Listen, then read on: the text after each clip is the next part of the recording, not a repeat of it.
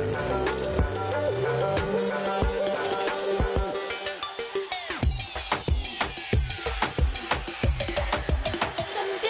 manja.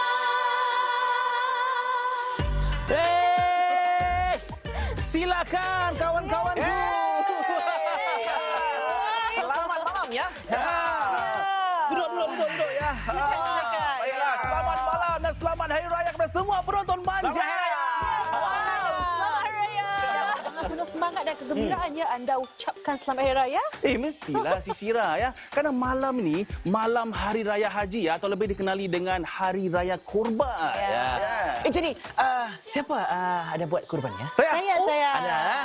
Kenapa ada sebut-sebutannya? Anda memang teringin nak makan daging kurban ke? Oh, saya bukan teringin, tapi teringat masa kecil saya ya. Saya suka lihat mereka yang melakukan ibadah kurban kan. Jadi saya sukalah bawa pulang daging kurban tu, suruh ibu saya masak dan sebagainya, dan rasa lauk daging kurban. Wah, saya pun sama ya. Kalau saya suka sate yang diperbuat daripada daging korban. Rasanya lebih enak berbanding sate yang dimakan pada hari-hari biasa. Jangan pengsan ya. Tiba-tiba ya. Tiba-tiba sampai Terliur itulah. saya. Ya, itulah namanya kemanisan daging korbannya. Sama juga dalam hidup kita ni, kalau kita berkorban untuk orang-orang yang kita sayang, walaupun pada mulanya rasa pahit, tapi akhirnya nanti akan terasa manisnya. Wah, anda dengar Han? Dengar? Lydia dengar? Dengar. Saya dengar sambil saya tengok kening awak. Ya.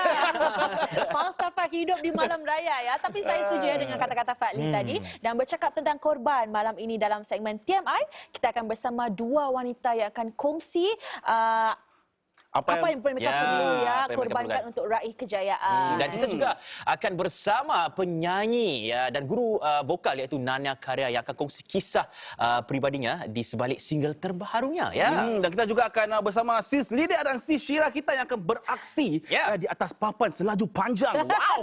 Ya, Fadli, yang itu pun ada unsur-unsur korban juga. Ya, tapi bukan pengorbanan, ianya terkorban. Lain kuat dia ketawa kan? Lain punya. Saya terasa. Tapi kalau nak tahu, kena tunggulah nanti dalam segmen Sis Cuba ya. Jadi sekarang ni saya nak ajak anda tinjau fashion yang pasti selesa untuk digayakan bukan saja pada Hari Raya Korban tapi juga pada hari-hari biasa. Ayuh kita saksikan segmen Estetika. Pakaian tradisional Melayu memang terkenal dengan ciri-ciri yang menitik beratkan kesopanan dan keselesaan si pemakai. Dengan pengaruh fashion dari serata dunia dan perkembangan teknologi penghasilan fabrik, baju tradisional Melayu juga mengalami evolusi. Contohnya, baju kurung atau kebaya kini menggunakan fabrik yang lebih selesa dan coraknya juga diberikan kesegaran untuk ikuti trend fashion masa kini. Terdapat pelbagai jenis dan corak pakaian tradisional Melayu, namun baju kurung merupakan antara pilihan pakaian tradisional yang makin popular hingga ke hari ini. Sebelum kita lihat evolusi baju kurung, apa kata kita pelajari ciri-ciri baju kurung itu sendiri bersama Kat Aziz. Terima kasih kerana bersama saya pada hari ini, Kat. Sama Syira. Jadi, Kat, boleh tak anda terangkan secara ringkas ciri-ciri baju kurung tradisional? Okey, ciri-ciri baju tradisional is usually dia punya collar bulat, ada butang, and then it's a like labo, loose fit, and kena pakai dengan kain lah, sarung. Jadi, bagaimana baju kurung boleh diubah suai tapi tetap kekalkan ciri-ciri baju kurung? Definitely kita boleh play with the prints and then add a bit of a more of a modern punya design, tapi tetap kita kekalkan dia punya like the baju kurung punya konsep lah. Bagaimana kita boleh gayakan baju kurung supaya ia kelihatan sesuai untuk dipakai pada hari biasa dan bukan saja pada majlis tertentu seperti Hari Raya? For baju kurung top tu definitely you all boleh pakai dengan jeans lah. Oh, jeans? Yes, you can style with jeans and then you can pakai dengan skirt ataupun with your own white leg pants. Itu lebih casual lah. Correct. Okay, Kat, sekarang fashion oversize ni memanglah tengah trend kan? Betul. Jadi adakah gaya oversize ni hanya untuk mereka yang tinggi lambai? Oh tak, definitely oversize ni boleh untuk almost everyone. Tapi important must ada confident bila pakai. Perlu ada keyakinan diri lah untuk cuba sesuatu yang baru. Yes, ya. betul. Kalau untuk saya lah yang kurang ketinggian ni nampaknya, kalau saya nak gayakan fashion oversize ni, macam mana saya nak gayakan agar saya tak nampak tenggelam dalam baju-baju tu? Baju oversize ni for someone who is not tall, you can always wear style dengan choose the colour, the correct colour, and ensure that you wear with like macam atas oversize, bawah jangan terlalu oversize.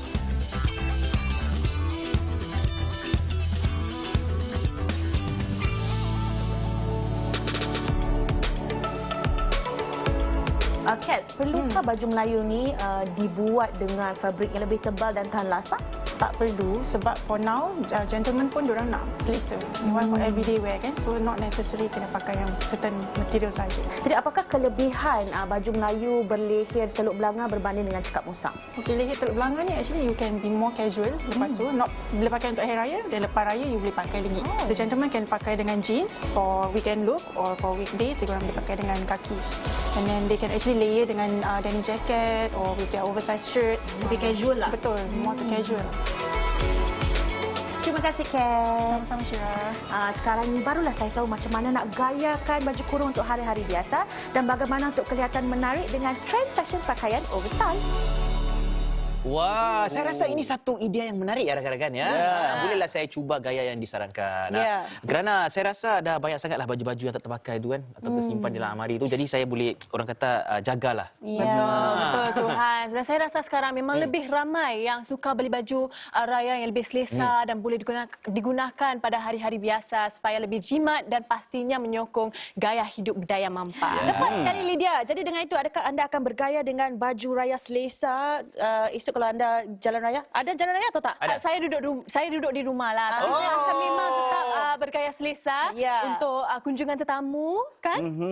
Tapi walaupun anda keluar jalan raya kan atau duduk di rumah kan, yang saya pasti ya kita semua memang patuh dan akan terus patuhi langkah pengurusan selamat yang telah ditetapkan. Ya, betul sekali. Kalau makan di luar tu jangan lupa hari ini kita kembali kepada hanya 2 orang boleh makan semeja. Kalau nak 5 orang tu makan semeja perlu pastikan ke-5 orang yang makan bersama sudah lengkap divaksinasi. Ya, Hans, memandangkan keluarga anda agak besar, maknanya kuranglah kan peluang makan di luar. Siapa cakap? Itu semua pengorbanan kecil ya. Saja demi kemaslahatan semua. Sekarang ni ada pelbagai jenis makanan. Hikmat pengantaran makanan pun ada. Saya order. Hello. Cek kucing je lah dulu ya. Tapi sama-sama makan dengan family tu orang kata. Lebih meriah lah kan? Memandangkan anda ni selalu duduk rumah, makan pun di rumah ya.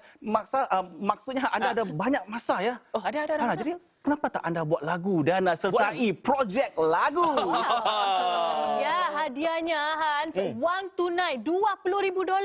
Wow. Ya, kalau nak bekerjasama dengan saya bolehlah. Boleh ya. Saya sumbangkan lirik dan mungkin anda cipta melodi, mesti seronok kan? Oh, vacancy is full. Tak, saya rasa lebih seronok kalau saya sumbangkan suara.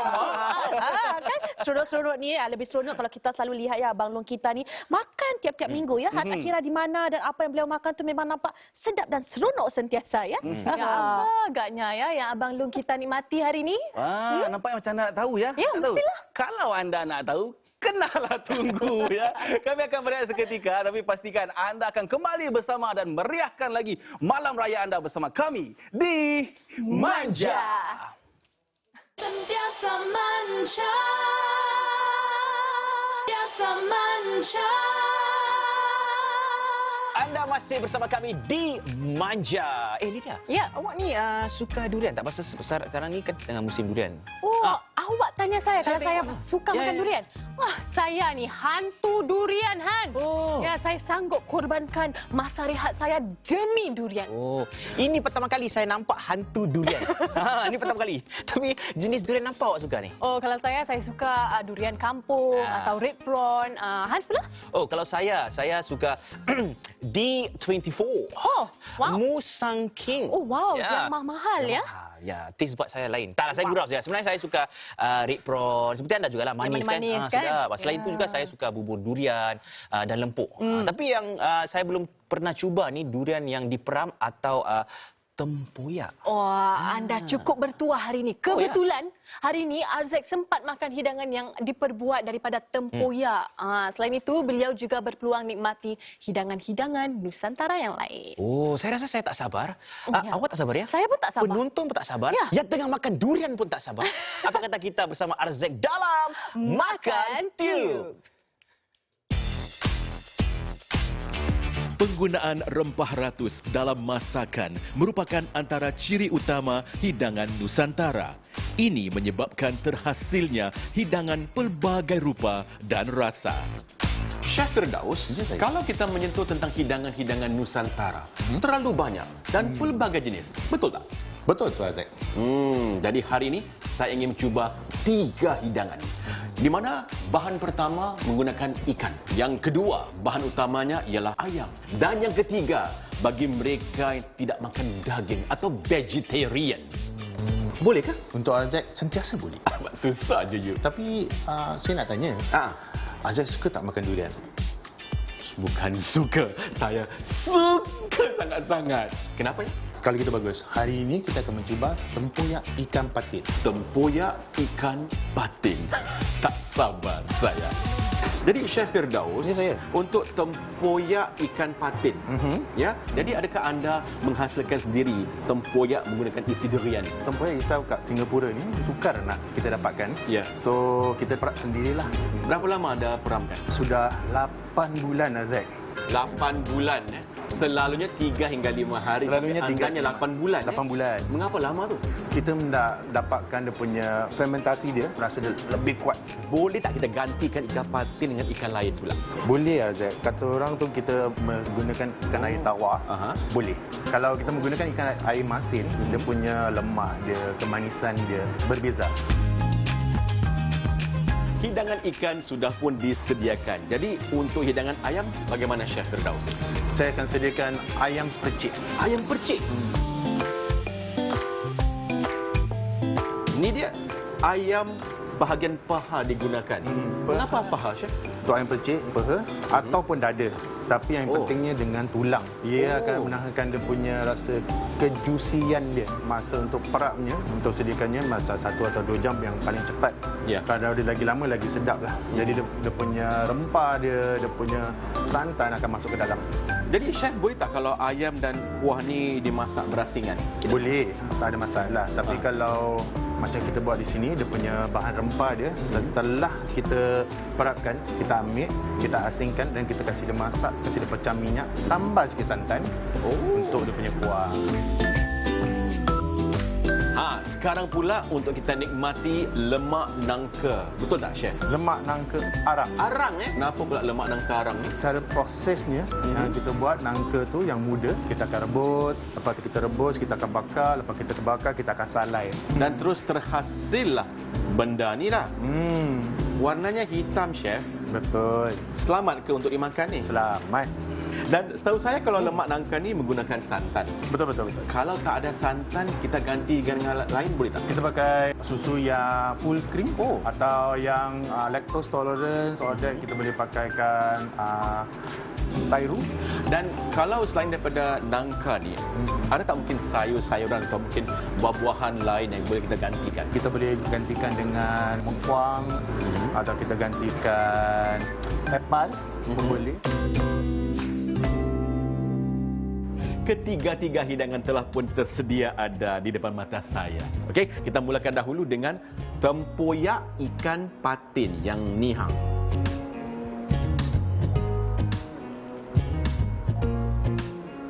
Ikan patinnya lemak rupanya ya. Dan tidak ada bau tanah tu. Dan rasa duriannya tu tidak begitu kuat sangat, ya, tidak begitu menyerlah, seimbang. Pedasnya, masamnya dan lemak berkelim disugai ramai gitu. Ini dia. Hidangan ayam percik. Isi dan kulit dan juga kuahnya sekali ini. Wow, tidak begitu pedas. Just nice. Jadi kalau anda rasa tu ayamnya lembut.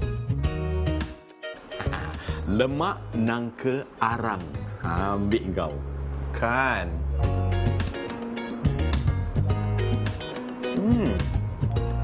Lembutnya nangka je. Lemaknya, santan tidak begitu overpowering istilah Inggeris tu ya. Tapi yang saya suka santan lemaknya dengan arang dia. Walaupun warna hitam, tapi tetap nikmat. Terima kasihlah Chef Firdaus. Sedap sangat-sangat semuanya ini. Jadi kalau anda di studio tu, nasib you all lah. Kalau ada rezeki, adalah. Kalau tidak, kalau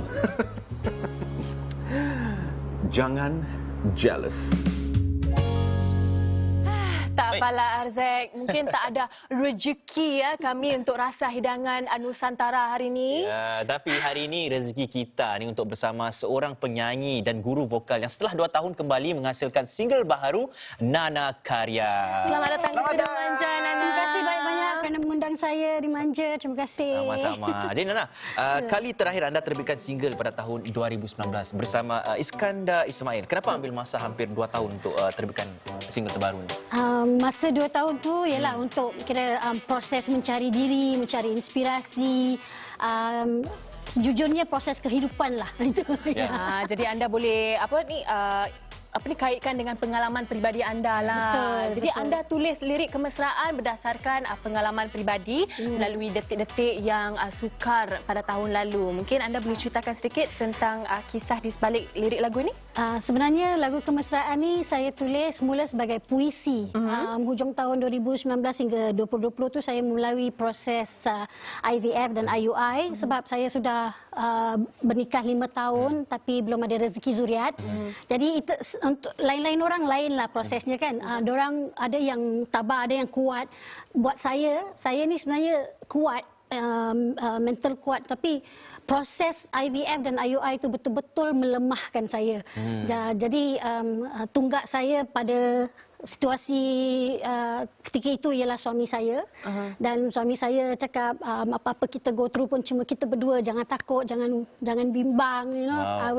So kemesraan tu lahir daripada situasi itu untuk saya sebagai pengiktirafan dan penghargaan saya buat suami. Memberikan inspirasi kepada pasangan suami isteri di luar sana ya. Dan dari apa yang Nana kongsi bersama kami, saya dapat lihat yang Nana ni memang seorang wanita yang kuat dan tabah hatinya ya. Dan selalunya orang lebih senang merakamkan kesedihan. Tapi untuk Nana salurkan lagu ini supaya ia menjadi lagu yang penuh positivity. Kenapa? Saya ni jenis saya tak suka bergelumang dalam kesedihan. Sebab saya rasa setiap challenge, setiap ujian ada, walaupun negatif macam mana, kita dapat cari positif side dia. Ada hikmah di sebaliknya. Jadi hikmah dalam situasi saya melalui proses IVF tu ialah rapat dengan suami, makin rapat dengan suami. Itu hikmahnya lah. Lebih mesra. Ya, lebih mesra. Dan sebut tentang lagunya ni, melodinya pula dihasilkan oleh J-Bond dan Bani Hidir. Adakah anda berikan mereka gambaran melodi yang anda rasa sesuai dengan lirik lagu itu, atau anda berikan mereka orang kata kreativiti mereka tersendiri? Sebenarnya lagu yang J-Bond berikan pada saya ialah sebenarnya dalam bentuk pop hari raya, lagu hari raya. So saya dengar, saya cakap nak ubah, tak nak masuk, tak nak buat lagu lari lah. So saya pergi ke Bani Hidir dan sebagai penyusun lagu, saya bagi dia a few sample lagu yang saya inginkan dan dia terjadilah lagu kemesraan yang akan lahirlah lagu. Jadi reaksi anda bila anda dengar lagu ni, yes, this is what I want. Lagu ini bila saya dengar tu ni yang tepat dengan kemesraan puisi yang saya nak salurkan dalam lagu. Ya, dan selepas ini adakah kita boleh jangkakan lebih banyak lagu-lagu yang berunsur positif daripada anda? Pasti. Pasti. Saya tak sabar. Kami berdua dan saya pastinya penonton manja tak sabar ya untuk nantikan persembahan Nana Karya sebentar nanti. Dan memandangkan ini malam raya, ada tak Nana ucapan khas untuk pembinaan anda ke keluarga dan sebagainya? Saya ingin mengucapkan selamat Hari Raya Aidiladha buat semua muslimin di Singapura dan semoga pengorbanan kita semua diterima. Terima kasih Nana. Sama-sama. Sama-sama. Ya, saya tak sabar nanti awak nak nyanyikan kita ya. Ya, di akhir rancangan ya. Saya tunggu saya dulu ya. Jangan balik dulu. Excited ni. Jadi kalau anda nak meriahkan lagi hari raya anda, jangan lupa saksikan rancangan khas Hari Raya Raya Akustika esok jam 8.30 malam. Ya, dan rancangan ini dihoskan oleh AB Sheikh dan Farhana M. Nur serta menampilkan artis-artis popular dan 2 insan luar biasa dengan pengorbanan berbeza. Ayo kita saksikan sedutan Raya Akustika. Berhari raya bersama artis-artis Singapura, Aisyah Aziz, Olin Saleh, OMA, anak-anak Harun. Juga penyanyi Mala Segar Kamala Latif bersama anaknya Hassan Muhammad.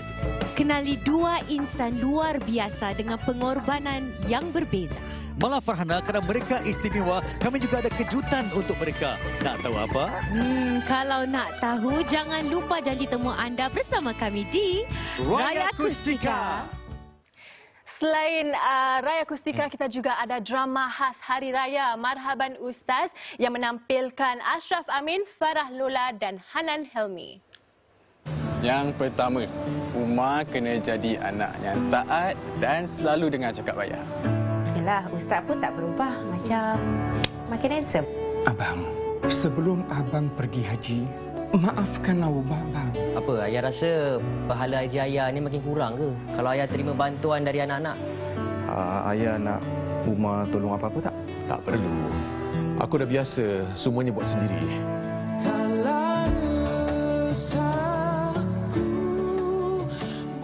Marhaban Ustaz akan ke udara selepas Raya Kustika pada jam 9.30 malam. Ya, tapi bukan itu saja, Lydia ya. Ya. Khamis ini penonton Suria juga boleh ikuti siri kembara baharu Ekspedisi Ekstrim yang dihoskan Suhaila Salah. Wah, saya dengarkan Hans banyak pengalaman menarik baharu yang Suhaila lalui tahu semasa penggambaran siri ni. Kalau anda nak lihat ke mana Suhaila pergi, saksikan Ekspedisi Ekstrim Khamis ini 8.30 malam di Suria. Akan keluar meneroka jauh ke pelbagai lokasi yang luar biasa untuk mendekati pelbagai budaya dan kehidupan masyarakat dunia. Gila orang tinggi betul. Tak ada keselamatan. Sekejap. Sabar kaki aku start. Duduk.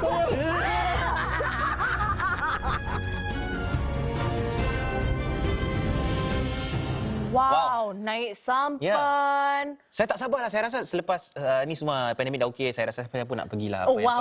Ya. Awak nak ikut? Saya nak ikut. Nana, awak nak ikut? Kalau mereka nak ikut, mungkin kita boleh bersama lah. Boleh. Tapi baiklah, kami akan berehat seketika dan sekembali nanti Fadli dan Syirah akan bersama dua orang wanita yang akan kongsi pengalaman dan pengorbanan mereka sebagai wanita berkerjaya. Jadi terus bersama kami di Manja. Sentiasa manja. Sentiasa manja. Manja kembali bersama anda. Fadli, anda tahu tak Kementerian Pembangunan Sosial dan Keluarga telah khususkannya tahun ini sebagai Tahun Raikan Wanita SG. Saya tahu ya, dan saya sebagai seorang lelaki, saya alu-alukannya segala usaha untuk raikan wanita. Maklumlah, wanita ni memainkan peranan yang penting dalam hidup saya ya. Seperti isteri saya dan juga ibu saya yang banyak berkorban untuk keluarga. Ya, tentu sekali ya Fadli, dan sebagai meraikan pengorbanan mereka bersama kita adalah dua orang wanita. Seorang merupakan penulis skrip drama dan juga ibu kepada 3 orang anak, dan seorang lagi merupakan aktivis yang memperjuangkan hak wanita serta pengasas bersama pertubuhan yang menyokong usaha mendidik anak-anak banduan wanita. Dan inilah mereka ya. Selamat datang ke Studio Manja, Umi Isa dan Salimah Ismail. Selamat malam. Terima kasih kerana korbankan masa anda bersama keluarga dan bersama kami di sini pada malam raya. Malam raya ya. Kita raya di sini sajalah. Ya, betul sekali. Jadi Umi, anda merupakan seorang penulis skrip, anda juga pencipta kandungan dan anda juga ibu kepada 3 orang anak. Tentu sekali bukan mudah ya. Jadi bagaimana anda melaksanakan tanggungjawab anda pada satu masa itu? Jadi siapa yang menolong dan menyokong anda untuk anda melaksanakan tanggungjawab ini secara berkesan? Betul tu Syirah, memang tak mudah. Lagi-lagi nak mencari that work-life balance. Lagi-lagi saya ni bekerja dari rumah dengan anak-anak. Dan seperti yang Syirah cakap itulah, sokongan adalah sangat penting dan saya bersyukur sebab saya mendapat sokongan dan bantuan tu dari kedua bapa saya dan juga suami saya sendiri.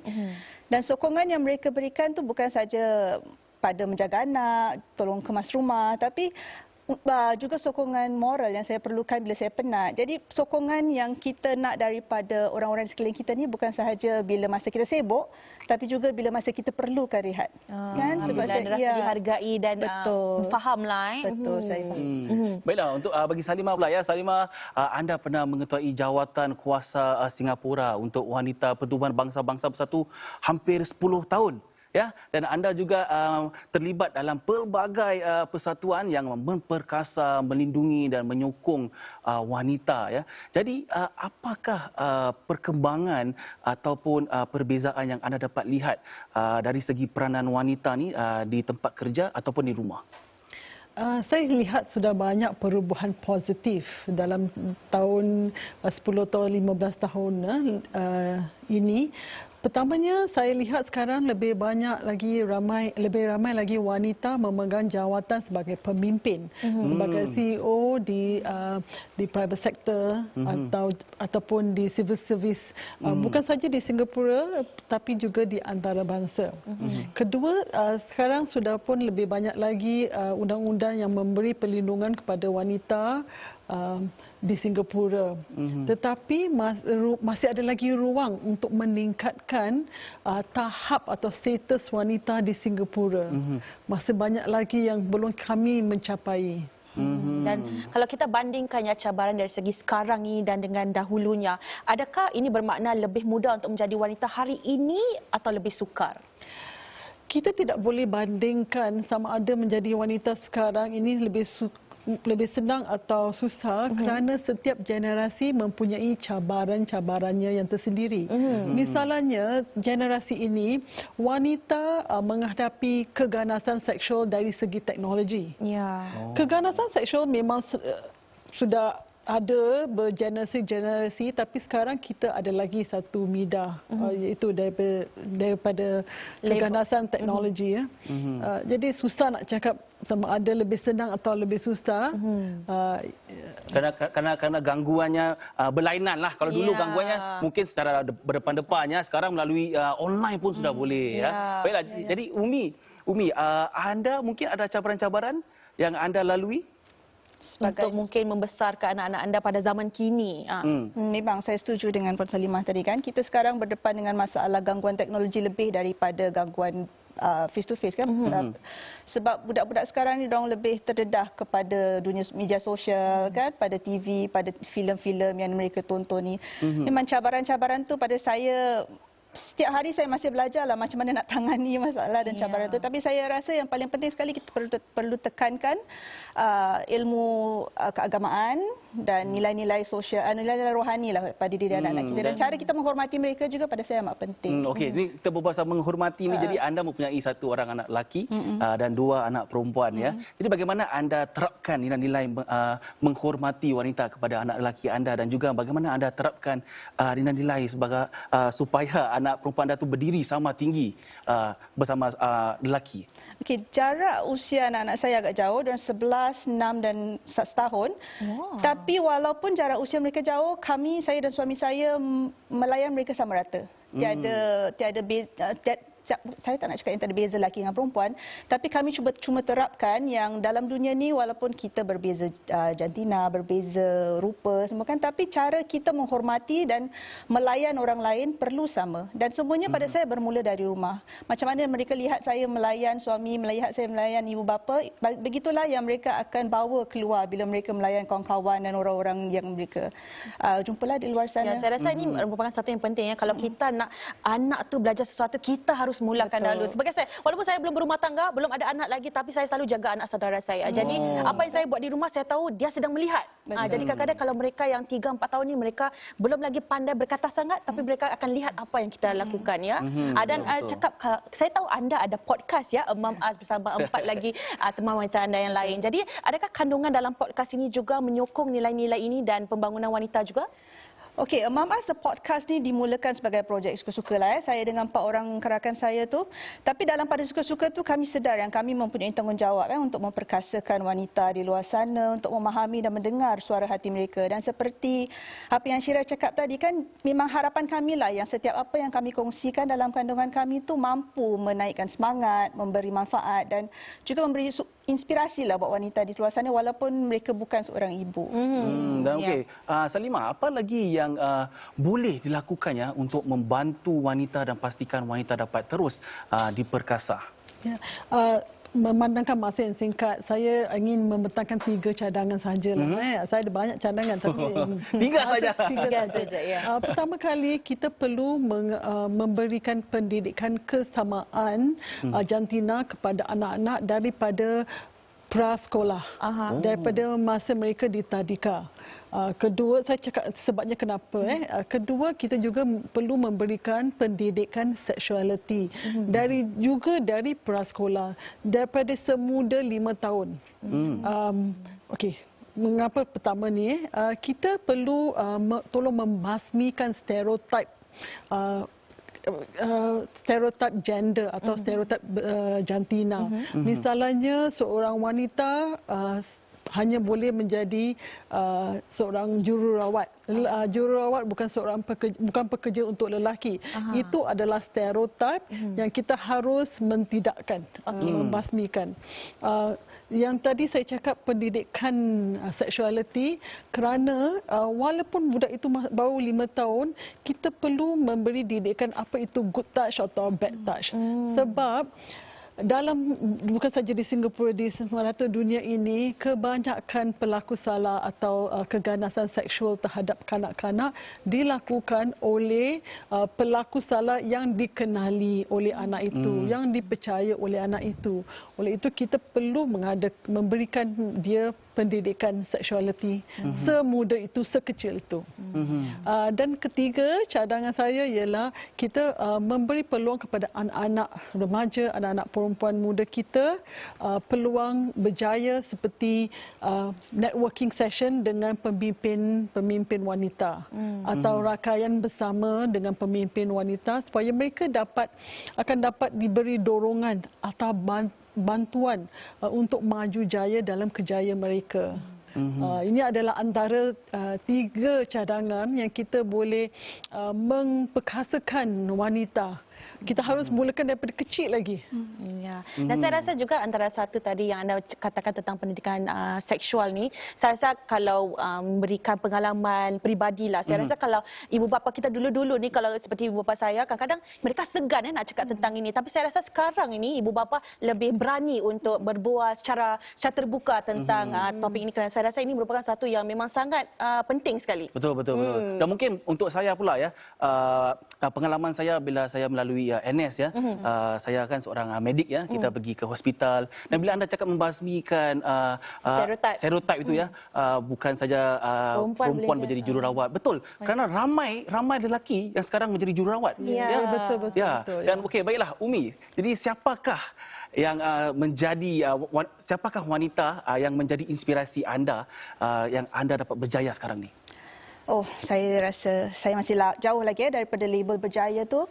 Tapi bila sebut pasal wanita yang memberi inspirasi kepada diri saya, sudah tentu ia tak lain tak bukan ibu saya, mak saya. Kerana pada saya dari detik dia besarkan saya dari kecil tu dengan kelembutan, dengan sokongan, dengan kasih sayang, hinggalah detik dia belikan typewriter pertama saya. Kan? Typewriter. Walaupun masa tu kita tak mewah lagi, tapi dia sanggup korbankan duit dia tu untuk Jadi sampai bila-bila pun mak saya akan tetap menjadi wanita yang paling terunggul dan teristimewa lah dalam hidup saya. Saya tersentuh ya. Kerana saya rasa memang betul. Saya rasa kalau dari segi ibu bapa ni, cara mereka menyokong kita bukan dari segi mungkin kata-kata, tapi pemberian. Walau sekecil mana pun untuk tunjukkan yang mereka sokong dengan apa yang kita lakukan. Kadang-kadang mungkin tak dari kata-kata. Mungkin mereka tak akan kata macam, oh saya suka dengan apa yang anda lakukan. Tapi macam berikan typewriter. Jadi anda boleh teruskan apa yang anda ingin lakukan. Mungkin itu lebih bermakna ya. Betul sekali. Dan anda ada kesimpan. Dan setiap kali anda lihat tu macam, inilah ibu saya belikan. Anda akan lebih menghargai. Dan untuk Salimah pula, siapakah wanita yang memberikan anda inspirasi? Saya mempunyai ramai wanita yang memberi saya inspirasi. Salah satunya ialah Presiden Halimah. Dia adalah salah satu role model saya.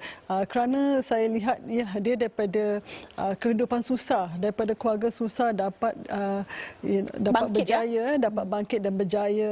Dan beliau juga apabila dia beri peluang selepas tamat universiti, dia telah memilih untuk memperjuangkan buruh.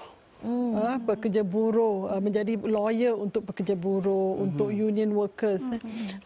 Dia boleh pilih untuk menjadi lawyer, untuk menjadi kaya raya, tetapi dia pilih untuk menjadi memperjuangkan buruh dan juga wanita-wanita.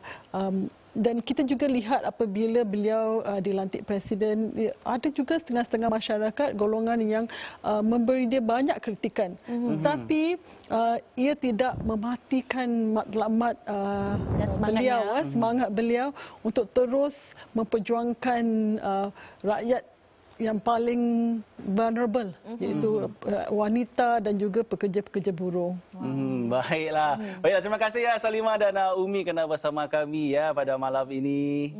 Ya, dan tentu sekali dengan adanya usaha meraihkan wanita ni, lebih ramai wanita yang akan berjaya memecahkan siling kaca dan mencapai potensi mereka. Tahu Fadli? Dan sebagai lelaki ya, saya berikan, mungkin bukan saya lah, semua lelaki di sana harus berikan sokongan 100% ya kepada wanita-wanita di sekeliling mereka untuk maju ke hadapan dan mencapai impian mereka ya. Ya, tentu sekali. Dan baiklah, Manja akan berehat sekali lagi. Tengok saya macam tadi dah dengar macam saya emosi sikit ya. Bukan emosi saja tapi macam dapat inspirasi lah kan. Ya, jadi kalau tu kita harus saling menyokong antara satu sama lain ya.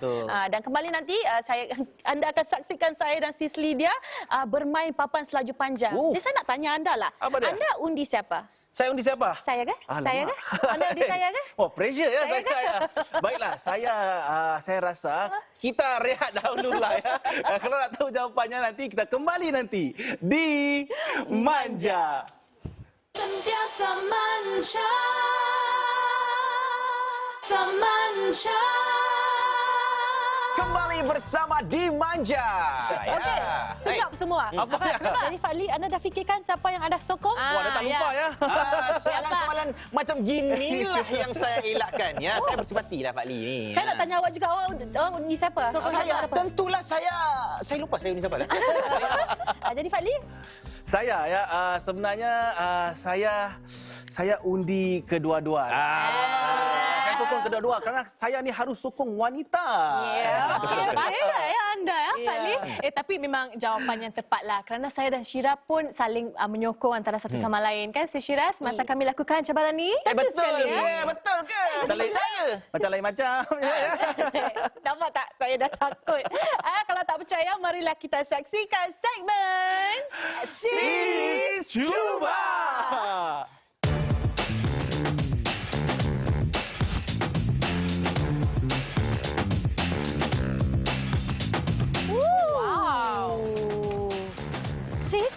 Nampak tak tu sis? Cool kan mereka? Tentu sekali sis. Nampak macam menari kan? Itulah. Anda rasa anda nak cuba tak macam mana nak belajar bermain papan selaju panjang ni? Why not sis? Kami berdua kan dulu menari. Jadi saya rasa alah bolehlah. Boleh? Senanglah. Kenapa saya rasa kecil dalam sekarang ni ya? Sebenarnya saya pun sis. Ya betul. Apa kata kita panggil salah seorang daripada mereka untuk ajar kita macam mana nak main papan selaju panjang ni? Boleh? Bagus idea tu. Irul! Hai. Hello. Irul, kami berdua ni kan nak belajarlah macam mana nak main papan selaju panjang atau longboard macam anda. Boleh tak anda ajar kami? Of course I can. However, I feel that if I challenge you will be better. Cabar kami berdua untuk buat apa tu? Longboard tricks. Wow, longboard tricks ya. Saya nak diri atas papan tu pun belum pandai lagi. Sekarang nak buat tricks tampaknya ya. Daripada papan yang panjang tu, apakah perbezaan ketara antara papan selaju panjang dan juga papan selaju biasa? For longboards, it's more trick oriented on the flat land. For skateboards, it's more towards the skate park. Jadi papan selaju biasa tu lebih sesuai di skate park. Jadi apa yang membuat pemain longboard ni nampak lemah gemalai? For longboard dancing, you can incorporate dancing from different aspects like contemporary dance and everything into longboarding. Dulu masa anda menari itu lembut tak pergerakan anda? Boleh tahan lah. Boleh. Oh, wow. Ya, boleh tahan lah. Lentik. Jadi apakah tip utama anda untuk imbangi badan ketika bermain longboard? Foot placement. If you do not put your foot at the proper position, you will fall off. Okey, saya rasa saya dah bersedia. Syira dah sedia? Sudah. Okey, mari kita mulakan cabaran Sis Cuba. Irul, apakah cabarannya? For your first trick, there will be ghost ride. Second trick will be pivot. Wow. Dia macam pakar kita ya. Mari kita cuba. Dah bersedia? Sudah. Takut?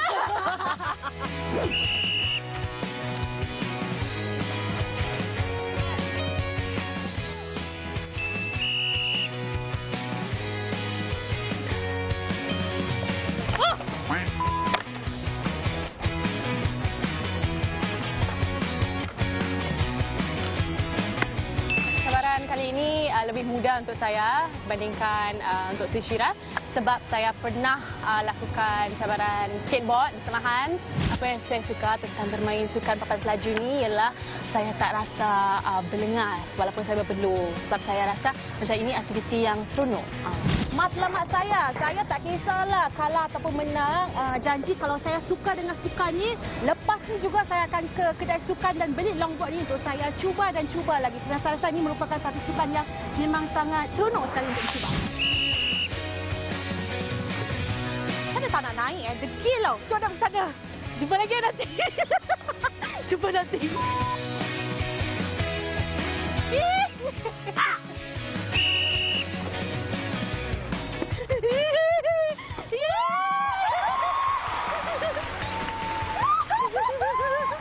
Syirah. Lagi sikit Syirah. Congratulations, Lydia and Shira. However, I can only choose one for the winner. And the winner is Lydia. Tahniah Sis Lydia. Wah, menang gaya nampaknya ya. Okay, kenapa Sis Lydia menang? Saya tak menang. Soalan merajuk ni tau. Kenapa? For yourself, there is a bit of funkiness to your movements. Therefore, to compare Lydia, Lydia has more grace towards her skills, towards her steps. Saya gunakan skill tarian saya sih. Ya, boleh nampak tadi ya. Wah. Ya, walaupun ya Syirah kata soalan terakhir anda ni soalan merajuk. Saya rasa tak kisahlah menang atau kalah ya. Anda berdua dapat cuba papan selaju panjang. Tapi saya mana longboard dia bawa ni ironing board pula. Dan seperti yang saya katakan tadilah kan, kami ni terlalu seronok sampai si Syirah terkorban tau. Ya, bukan apa. Dia terkorban tu macam badan tu sakit-sakit lah. Oh, yalah. Yalah, pertama kali saya cuba papan salju panjang ni, lepas tu dah kena buat trik. Badan saya pun trik lah saya. Kerana ini satu sukan ekstrim lah. Ya, betul. Ya, tapi ternyata ya pengorbanan anda ni berbaloi lah kerana saya dapat rasakan keseronokan anda ni bermain papan salju panjang ya. Ya, betul. Dan itu memang saya rasa seronok sangat kan. Okey. Dan minggu depan saya akan lihat pula ya keseronokan saya dan Bro Hans untuk lakukan craft tangan ya untuk cabaran Bro. Betul, ya. Cuba. Wow, dan Arzai pula seronok nikmati hidangan barat. Dan saya ni seronok gayakan fashion casual untuk lelaki. Aha, dan jadi pastikan anda akan bersama kami ya minggu depan untuk episod terakhir bahagian pertama musim ke-6. Bahagian pertama saja ya. Jadi minggu depan dah episod terakhir untuk bahagian pertama musim ke-6. Episod yang ke-10 bahagian jadi pertama. awak semua akan rindu saya? Tentu sekali saya akan rindu semuanya. Baiklah, sebelum kami akhiri rancangan Manja malam ini, kami nak ingatkan lusa merupakan hari keharmonian kaum. Ya, walaupun sejak kebelakangan ini kita mungkin terbaca tentang pelbagai insiden kurang menyenangkan yang melibatkan sikap perkauman, saya pasti lebih ramai yang sebenarnya menghargai suasana harmoni yang dapat kita nikmati di Singapura. Betul kan? Ya, betul. Dan semoga kita dapat pupukkan kemesraan di antara kita seperti yang akan disampaikan oleh Nana Karya sebentar nanti. Dan persembahan ya Nana Karya mengakhiri rancangan Manja malam ini. Sehingga kita bertemu lagi. Selamat malam dan selamat Hari Raya ya dari kami di Manja.